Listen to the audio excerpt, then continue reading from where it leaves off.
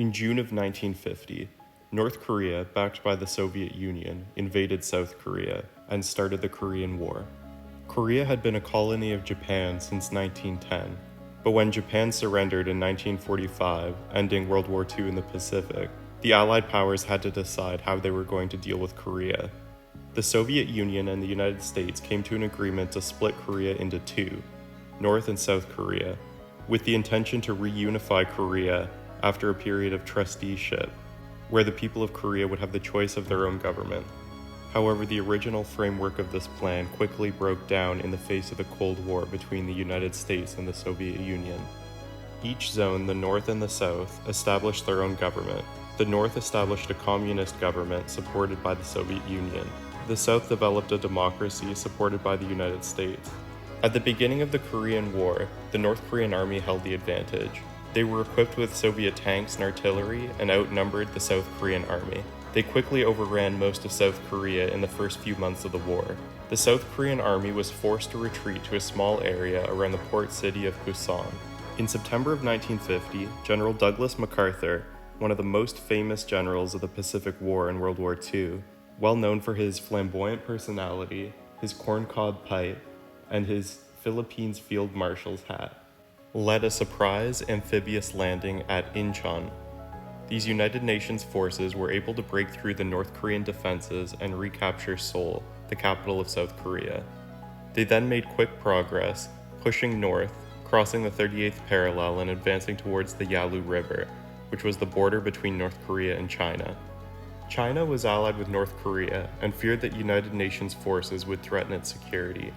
They decided to intervene in the war in October of 1950. Hundreds of thousands of Chinese forces crossed the Yalu River and attacked the United Nations forces, which forced them to retreat. The Chinese attack was so strong that it almost drove the United Nations forces out of Korea. Eventually, the war turned into a stalemate, with a new front line that ran roughly along the 38th parallel. For 2 more years, the war continued. Neither side was able to gain a decisive advantage or victory. Finally, in July of 1953, an armistice was signed. It ended the fighting between the two countries and established a demilitarized zone along the front line. However, it didn't actually end the war. No peace treaty was ever signed, and the two Koreas remain at war to this day. This is a frozen conflict. A frozen conflict occurs when fighting in a war ends, often by ceasefire or armistice, but no political framework, like a peace treaty, is agreed upon by both sides to officially end the war. This leads to a very unstable situation, because either side can technically attack the other at any time. The war between the Chinese Communists and the Chinese Nationalists had been going on since 1927. But from 1937 to 1945, the two sides brokered a tenuous alliance to join together to battle the invading Japanese forces in Manchuria. The Sino-Japanese War lasted from 1937 to 1945 and ended with Japan's surrender in World War II. Japan was forced to withdraw from China, and the civil war between the nationalists and the communists resumed. Using transportation resources from the United States, the nationalists were able to occupy most of the cities and railways. The nationalists also had the advantage of international recognition and foreign aid. The communists were able to occupy land in the north of China and in Manchuria. They had the advantage of support from the peasants, which was the majority of the Chinese population. The nationalists were led by Chiang Kai-shek, while the communists were led by Mao Zedong.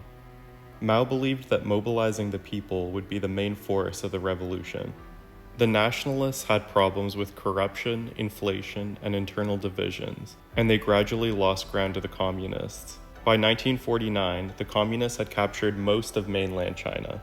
The nationalists were forced to retreat to Taiwan, and on October 1st, 1949, Mao Zedong established the People's Republic of China in Beijing.